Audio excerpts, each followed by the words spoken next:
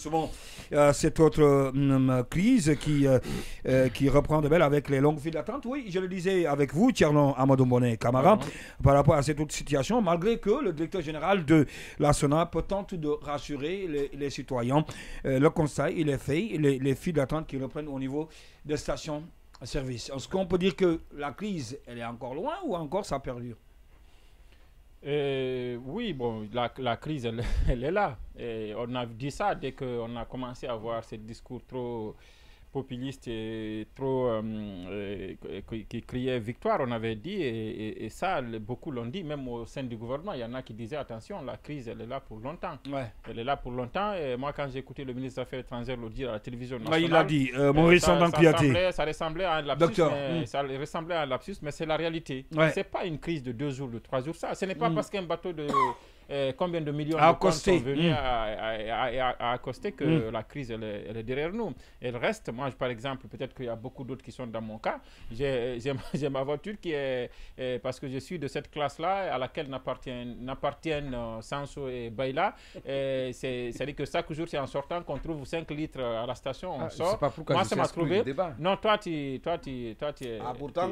Toi tu es hors compétition. Toi tu es hors compétition. D'accord, ça c'est... Il a trouvé la bonne formule. Il fait le plein, et puis il la réserve aussi à la maison. Il est hors compétition. Habib Marouane, lui, non? c'est à savoir s'il n'a pas un tunnel entre la maison et les On se stations. connaît dans ce pays-là. Hein? Donc, allez-y. Vous qui avez voulu. Allez-y. Il fait le plein. Nous, c'est le matin, on passe, on prend 4 litres, après on rentre aussi, si on a trouvé un peu d'argent, on met 2 litres. Donc moi, la crise, j'ai venu trouver que la voiture à la maison, il n'y a pas d'essence. Donc, elle reste là, et jusqu'à présent, et pour des gens qui sont dans mon cas par exemple, jusqu'à présent, ta catégorie, quoi. Jusqu'à présent, cette catégorie-là, nous n'avons pas accès à l'essence. Donc, il faut qu'il y ait suffisamment de carburant dans les stations et que tout le monde puisse trouver comme d'habitude. Le problème, c'est qu'il n'y a pas là où stocker. Exactement. C'est ça. On peut amener les navires, mais il n'y a pas là où stocker. Tant que ces petites illustrations que je vous fais là, c'est-à-dire que jusqu'à présent, quand vous avez un groupe, vous ne pouvez pas aller à la station, payer 20 litres, 30 litres, amener 20 mètres. Tant que ça reste, la crise, elle est là. Maintenant, ça, ce n'est que par rapport au carburant. La crise économique, on nous dit que ça va prendre des mois. Ça va d'ailleurs déterminer, ça va être un point très déterminant pour l'économie de notre pays. Pour la première fois, en tout cas de ma connaissance, peut-être que j'exagère un peu, mais de ce que je connais, de ce que j'ai lu, de différents livres qui traitent des finances publiques en Guinée, ce serait la première fois que la Guinée ait une loi de finances 3 fois dans notre pays. C'est prévu par le gouvernement. Le ministre du budget l'a dit à l'Assemblée. Cette année, on aura non seulement la loi de finances initiale, on aura une loi de finances rectificative et une deuxième loi de finances rectificative au cours de 2024. Donc, c'est un fait qui va être déterminant pour notre économie. Comment peut-on, parce qu'on a eu 30 millions de tonnes qui accostent, on ne sait même pas où mettre ça et on ne sait pas le prochain bateau va venir quel jour, on peut dire que non, la crise elle est derrière nous. Elle n'est pas encore derrière nous. Elle est là. Il suffit de continuer à la gérer. C'est pourquoi quand vous disiez ici, j'ai oublié qui était là ce jour-là, vous réjouissiez parce que vous dites non, la crise a été bien gérée. J'ai dit, mais la crise n'a même pas commencé. Vous dites que la crise a été bien gérée. Elle n'a même pas commencé. Merci à vous, Mboné. On est talonné par le temps. On va partir. Il faut continuer si vous permettez, avec votre permission, vous n'aurez pas la parole. On est vraiment désolé parce que le temps nous presse. On va partir du côté de la maison de la presse pour recevoir Sekou Jamal Pendassa. Il est le secrétaire général. Intéressant. Il y a la souveraineté de... Il y a deux sujets le droit de veto. Quel sujet intéressant? Non, le sujet sur les collectivités et sur le carburant. Oui, permettez, on va revenir si vous voulez. Si vous permettez. On va aller à Sekou Jamal Pendassa qui est un petit peu bousculé parce qu'il doit prendre part à une réunion. Ah oui. On va voir s'il est là parce qu'on parlait de cette autre manifestation annoncée donc par le syndicat de la presse privée. Oh oui, on fait signe qu'on peut attendre un peu, histoire pour nous donc de revenir. Ben là, vous avez la chance de revenir sur le sujet, les collectivités locales. Allez-y. Oui, non, sur la question, sur le fond, je suis tout à fait d'accord avec eux. Comme d'habitude, c'est vrai que, comme d'habitude, il y a un déficit d'information au niveau de l'action du gouvernement guinéen et particulièrement même du MATD. Donc ce qui est dommage, c'est qu'encore une fois, c'est vrai, on n'est pas assez informé sur qu'est-ce qui a prévalu ou qu'est-ce qui a amené à prendre cette loi et qu'est-ce que cela va concrètement aussi changer pour les citoyens de ces lois. Mais je voulais revenir sur les bonnes raisons quand il dit que dans certains pays, non, dans certains pays ça va même plus loin. Quand vous dans un pays normal, c'est même pas que l'exposé des motifs, vous avez même accès via le site de l'Assemblée aux différents débats ou aux différents amendements de la loi. Et il y a aussi parfois justement la loi prévoit que une nouvelle loi, il y a d'abord une étude d'impact. Une étude d'impact économique, juridique sur la loi qui va être prise. C'est au regard de non seulement l'exposé des motifs, mais de l'étude d'impact que les représentants de l'État ou du peuple viennent adopter une loi. Maintenant, ici, malheureusement, on a des difficultés d'accès à l'information, donc aux documents. Je ne sais pas le document dont il parle, si c'est un document qui a été officiellement communiqué par le CNT, par le ministère, ou si c'est une fuite quelque part, on va dire. Sinon, une loi quand même, après, on est en Guinée, donc finalement, tout est possible. Mais une loi sans exposé de motifs, elle est toujours motivée. Ça serait quand même extraordinaire. Maintenant, la question se pose effectivement sur la publicité, on va dire, autour non seulement du projet, mais aussi de l'exposé des motifs et du service après-vente et avant-vente que doit faire normalement aussi le gouvernement là-dessus. Voilà. Là, oui, Habib Marwan. Sur le carburant, allez-y, sur le carburant. J'ai aussi constaté effectivement depuis hier quelques files d'attente.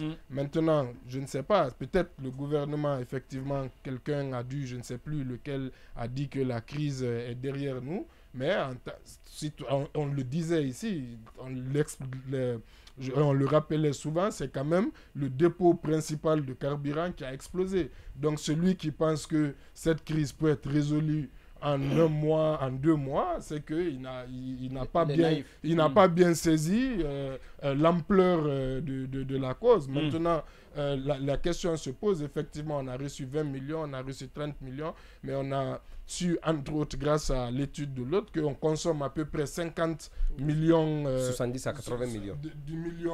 De tonnes d'essence. Donc, cela ne représente pas grand-chose, mais ce qui est important, c'est ce qui va être fait. Quand les 22 vont sortir, est-ce qu'il y a un autre bateau qui va venir le relayer? Mais il y a aussi la question de la panique. Dès que moi, justement, j'ai vu j'ai vu une station fermée, une deuxième station fermée, la troisième station, j'ai vu que c'est la queue. Je me suis mis dans la queue parce que je me suis dit tout de suite. Et du coup, dans cette affaire de carburant, c'est aussi psychologique aussi.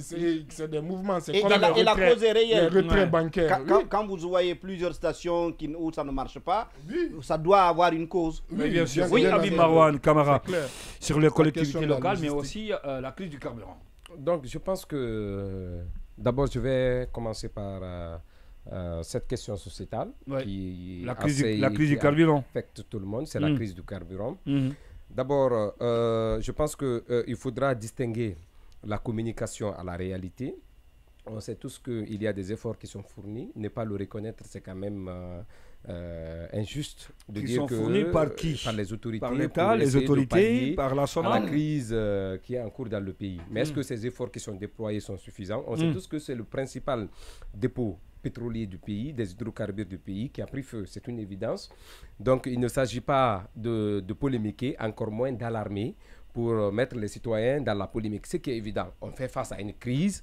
C'est cela la réalité. La communication du gouvernement, on peut dire que la crise, elle est résolue à 90%, à 100%. Mais la réalité sur le terrain présente un autre visage. C'est à cela que les citoyens doivent en tenir compte. Ce n'est pas ce que le gouvernement dit, encore moins les autorités en charge de la gestion des hydrocarbures qui pensent. Donc c'est la réalité, on fait face à une crise.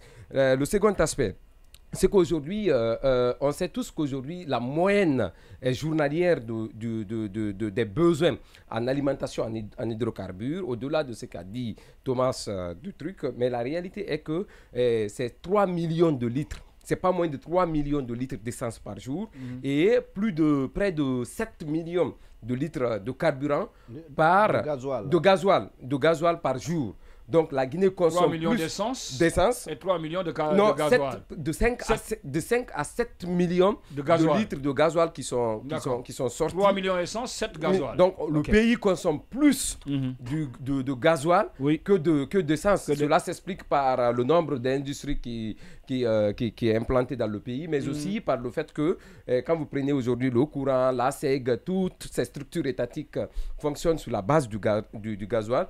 Donc il faut reconnaître cela. Donc c'est une moyenne de 70 à 80 millions de litres de carburant pompés pour la Guinée. Et aujourd'hui, quand on regarde les statistiques qui sont données par les autorités, on dit que la Sierra Leone est à mesure, parce qu'avant de trouver cette solution palliative avec ce bateau flottant des autorités turques qui a été mis à disposition, on avait parlé d'un besoin, d'une disponibilité de 16 millions de litres d'essence par mois du côté comment on appelle, de la Sierra Leone et près de 50 millions de litres de carburant avec la Côte d'Ivoire. Mais ces deux réalités ne peuvent pas combler aujourd'hui le besoin sur le terrain. Donc, il ne faut pas qu'on se trompe. Mais même ces 30 millions, on ne pouvait pas les avoir. C'est ce que je dis.